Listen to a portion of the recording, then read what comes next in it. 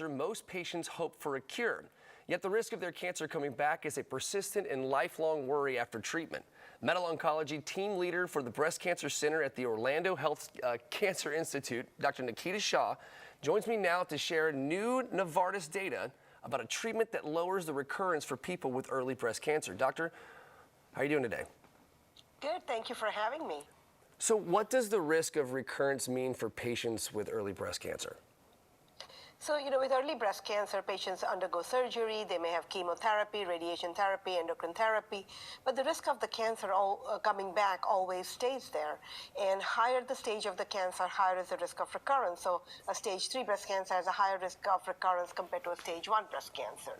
And that's where we have a lot of research going in and a lot of efforts to reduce that risk of the cancer ever coming back. Because as of today, we know that even with all the treatments that we have available, once there's a recurrence, there is no cure. We can treat it and treat it very well, but it's not curable. Right. And so what are some of the current gaps that early breast cancer patients face when addressing their risk of reoccurrence? Just that what can we do to reduce that risk of the cancer coming back, bring it as close to zero as possible so that the cancer never comes back. Can you tell us about the data presented at ASCO and why are these results significant? So very exciting data that was presented at ASCO from the NATALEE clinical trial. So this was a large trial with over 5,000 postmenopausal women with early stage hormone receptor positive, HER2 negative breast cancer.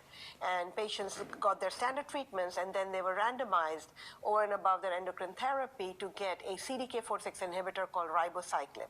Ribociclib is currently approved for metastatic disease in the advanced setting. And what it has shown is that it significantly improves survival and reduces the risk of disease progression.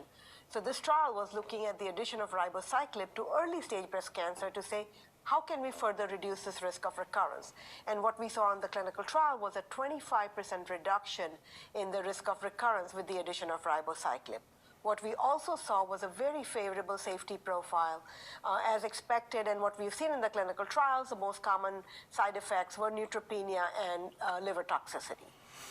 So, Dr. Shah, is there anywhere that folks can go to get more information about this and so they can get a head start?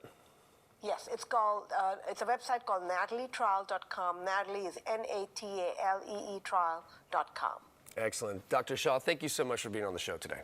Thank you for having me. And guys, if you'd like to learn more, you can head to firstcoastliving.net.